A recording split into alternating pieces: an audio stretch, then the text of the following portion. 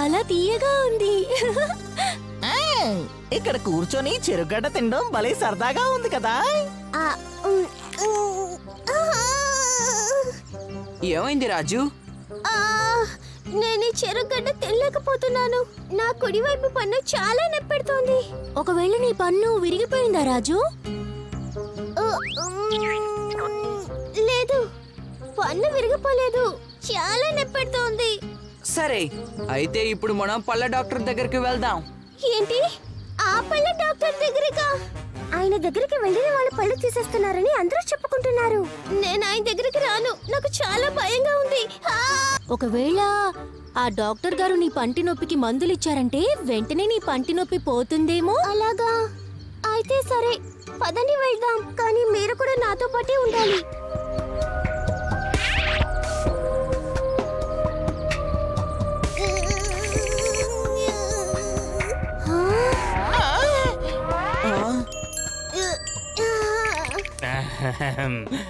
నోరు తెరు. ఆను పళ్ళు తీసేయాలి.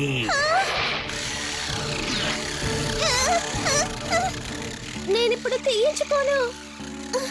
ఏ రాజు, ఎక్కడికి వెళ్తున్నా? ఆగు. ఎలాగైనా సరే నీ పళ్ళు తీసే తీరుతాను. తీసేస్తాను, నీ పళ్ళు తీసేస్తాను. హెచ్చరిక! మెంటల్ హాస్పిటల్ నుంచి పారిపోయి వచ్చిన ఈ వ్యక్తి పంటి డాక్టర్ నని చెప్పి ప్రజల్ని ఇబ్బంది పెడుతున్నాడు. ప్రజల పళ్ళని సేకరించి వరల్డ్ రికార్డ్ సాధించాలన్నదే అతని ప్రధాన గమ్యం. అందుచేత ప్రజలు అప్రమత్తంగా ఉండండి. అతన్ని చూస్తే గనుక మాకు తెలియజేయండి. వరల్డ్ రికార్డ్ సాధించాలనుకోవడం కాదు, నేను సాధించేశాను. ఇప్పుడు నేను 1, 2, 3, 4 మీ నలుగురు నుంచి 4 పళ్ళు తీశానంటే నా 1000 పళ్ళ కలెక్షన్ పూర్తయిపోతుంది. ఎందుకంటే యాక్సిడెంట్ లో నా పళ్ళన్నీ పోయిన తర్వాత ఇంకెవరికి పళ్ళు ఉండకూడదనుకున్నాను. Same to same. ఎలా ఉంది నా ఐడియా? ఐడియా ఐడియా నువ్వు ఆ పని చేయకుండా మేము అడ్డుకుంటాం. డాక్టర్లు అయితే కొన్ని విషయాలు సులభంగా చేయొచ్చు. అదేంటంటే ఈ క్లోరోఫామ్ ని ఈజీగా వాడచ్చు. దీంతో మిమ్మల్ని స్పృహ తప్పేలా చేస్తా.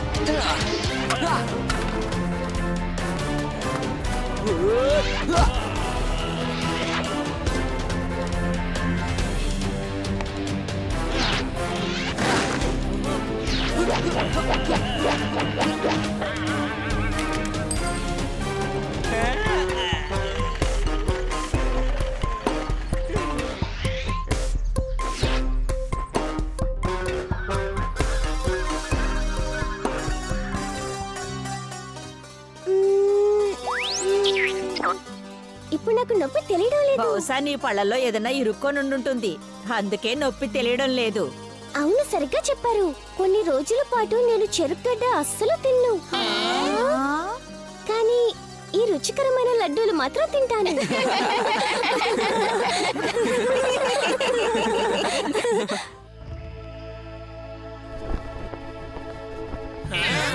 చాలా సేపటి నుంచి మనం ఎదురు చూస్తున్నాం. ఆ రోరు ఎంతసేపటికి రాడేంటి? మీరు అలా తలుచుకున్నారో నేను వచ్చేసాను. ఇప్పుడు కూడా ఈ పోటీలో తనే గెలుస్తాడని మీరు అనుకుంటున్నారా? చెప్పండి. ఈ రేసులో టోరు గెలిచి ఖచ్చితంగా నీ ప్రశ్నకి సమాధానం చెప్తాడు. ఇది మీరు పరిగెత్తాల్సిన రూట్ యొక్క మ్యాప్. ఇదే స్టార్టింగ్ పాయింట్. ఈ రోడ్ నుంచి మీరు ఇదిగో ఇలా పరిగెత్తుకుంటూ రావాలి. తర్వాత ఇదే ఫినిషింగ్ పాయింట్. మేము మీకోసం అక్కడ ఎదురు చూస్తాం. ఎవరు గెలుస్తారో అప్పుడు చూద్దాం. సరే సరే, అర్థమైంది. ఇప్పుడు రేస్ మొదలు పెడదాం. కళ్ళు ఆర్పేలోగా నేను ఈ రేస్ పూర్తి చేస్తానులే. ఈసారి కూడా ఖచ్చితంగా నేనే గెలుస్తాను. అవునవును, మీరు స్టార్ట్ చేయండి. సరే, 1, 2, 3. ఏం చేస్తున్నావు నువ్వు? నీకు కనిపించడం లేదా? తను పరిగెత్తడం మొదలు పెట్టేశాడు. అవునవును, చూశానులే. ఇప్పుడు నేను పరిగెత్తడం మీరందరూ చూడండి. ఎంత లేటుగా మొదలు పెట్టినా గానీ ఈ పోటీలో గెలవబోయేది నేనే.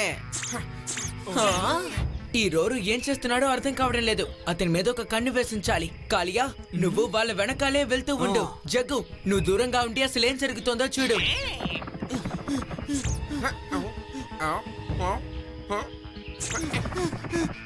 నీకు పావులంటే చాలా ఇష్టం కదా టోరు. ఇప్పుడు చూడు నా తడాకా ఏంటో. అరే నేను ఒక విషయం మర్చిపోయాను. పావులంటే నాకు కూడా భయమే కదా.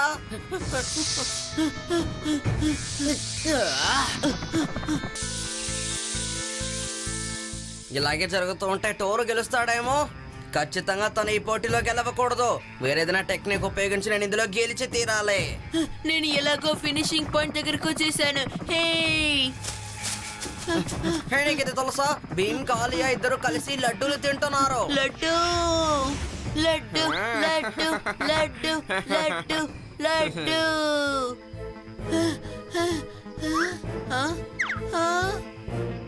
నేను మళ్ళీ రోరుని నమ్మి మోసపోయినట్టున్నాను. ఇక్కడెక్కడ లడ్డు లేదే. నేనిప్పుడు ఓడిపోతాననుకుంటాను. లేదు లేదు, అంత త్వరగా నువ్వు ఓటమిని ఒప్పుకోకూడదు. భీమ్ నీతో ఉన్నంత వరకు నీకు ఎప్పుడు కావాలంటే అప్పుడు లడ్డూలు దొరుకుతాయి.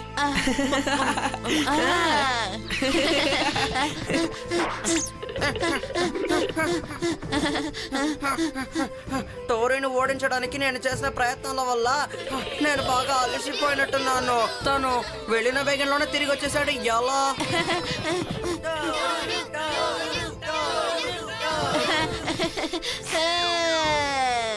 ఇక ఈ రేస్ లో గెలిచింది